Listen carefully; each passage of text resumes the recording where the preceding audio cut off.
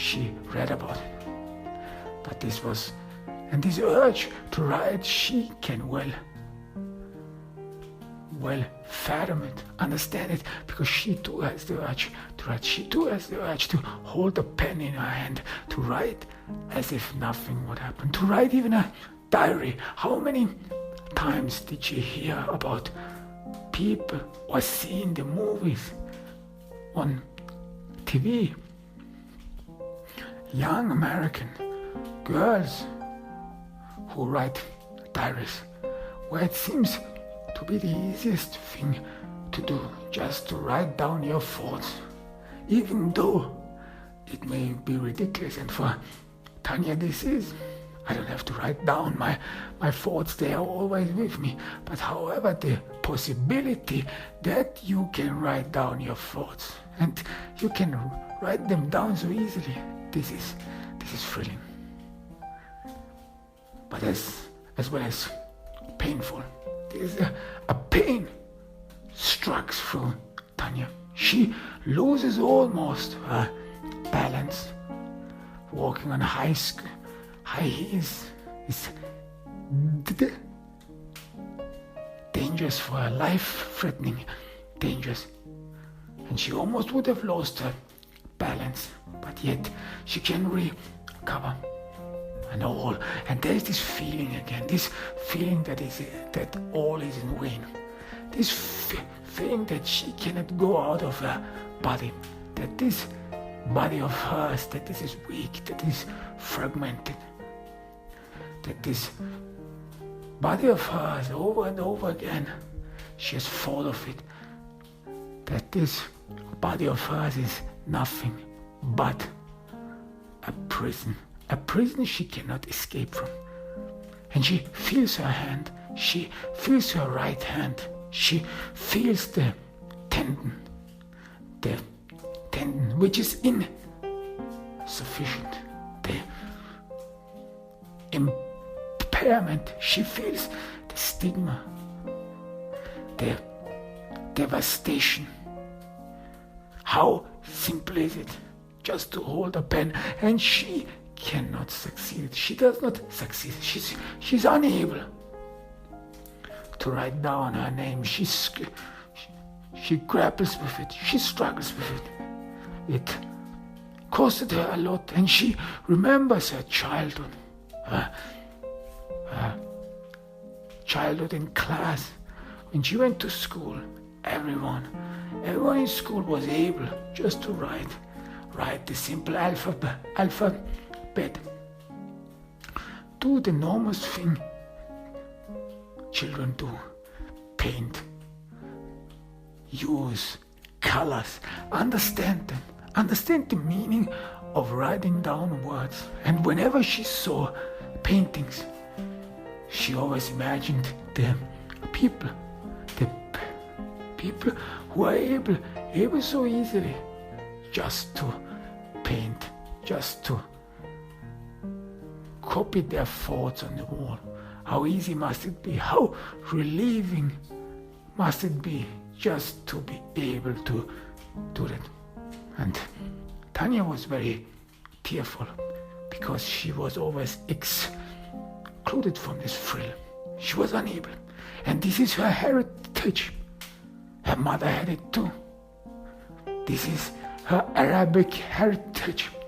Tanya is of Arabic descent. She doesn't know anything of Arabia. She doesn't know anything about Morocco, where she originated from, where her mother originated from. She only knows stories her mother told her, but stories she doesn't want anyone to hear. Like the hand she carries with her, this handicapped hand, and she tries everything to disguise it, everything to sway people's minds and eyes away from the hand on her face, so that they only know her, see her. No, she cannot tell people about her Arabic heritage, This is too painful. And again, it reminds her of inferiority, that she has to grapple with this inferiority, that this is the struggle she has to go through her life. And it is a burden for her. She alone is in this. She cannot share it with anyone. She cannot tell anyone what she is suffering from. And all by herself.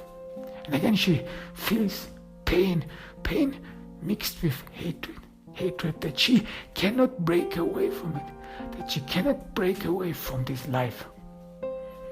She is close to tears. All is meaningless. She loses heart halfway through where she was intending to go. She's struggling to remind herself what she was actually up to in the first place. What she was doing, what purpose does her life have? And even though if she would become an American, which she craves so, which she is convinced she deserves more because she loves America. Compared to all others, she loves America, and she would be a great service for all Americans. They would love her. They would give her the love she craves for. And maybe there is a cure for all this. Maybe there's a cure for her hand. Or maybe not. Or maybe not is the voice she always hears echoing in the darkness. Maybe your life and whatever you do is hopeless. Maybe you deserve what you go through. She heard about it. She heard about her mother talking, the children and descendants, that they have to bear the guilt of their forefathers, that they have to bear the guilt of their ancestors. So what was it? What was it that one ancestors did? What was it that one before her committed, that she is burdened with it? That she is not who she is, that she cannot live a normal life, and that her life feels a numbness which derives from her hand, and which from her hand floods and drains the other parts of her body. This burned outness, this feeling inside that is piece by piece taking over her, that is destroying her from inside, this darkness, this dark nothingness. And for Tanya, this dark nothingness means inferiority, being backward, being never able to overcome the past, being never able to overcome these roots which others may be proud of, and these are stupid people for Tanya. Especially you are not proud of your roots if they drag you underwater, if they pull you down. No, you want to free yourself. You want to overcome them. You want to live a normal life. This is what she craves for. And Tanya remembers again, she was on the way to the migrant and custom office. No, she's not afraid of being deported back. She has served the migrant office, the custom officers greatly. She is indispensable for them, even though they might not openly admit it, but yet she knows that Chet, one of the custom officers, that he's fond of her. She thinks of Chet as a real American, grumpy, maybe a little bit racist, but he has his heart on the right place. He is a good guy, and he knows that Tanya is of great value, that Tanya is probably one of those migrants which is a role model of all others. Tanya helps the custom office to detect undocumented migrants. She has an eye for them. She sees immediately what one wants to cover, because Tanya understood. It's not that people keep themselves secret. It's not what gives them away, that they are secretive, that they live a life apart from the majority. No, what gives undocumented migrants away is their pretense, their compensation, their role acting. And she can see through it. She immediately notices when an undocumented migrant is unnatural, when his behavior or her behavior is not authentic. She immediately realizes that. And she can tell. And she helped a lot the custom officers to catch undocumented migrants. She would make a great police officer. Tanya is convinced of it. And how great would it be to wear the badge? And she occasionally wore the badge. Of course, not outside the custom office, not outside in public. She's still too scared. But yet she really enjoyed it. This is what it means to be American. This is how you can enjoy your life. She's again gained faith, belief. This will lead somewhere. This is what she always told herself. Whenever her life was at a point where she thought to herself, this has no use whatsoever. This is ending into nowhere, a dead end. Where is this life going? All these questions, when they flooded her mind, when they were about to drown her, she could always find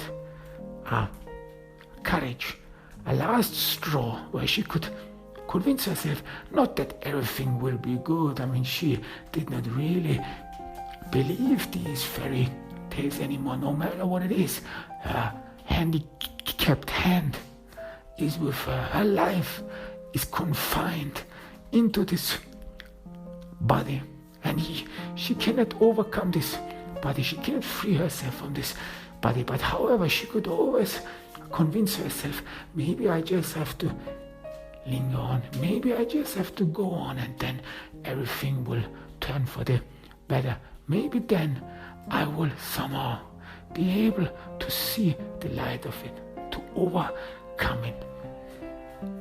And that's what she has been doing all this time. That's what she could convince her many times, where she could swipe away the tears, the bitterness of life, and move ahead and be a valuable member.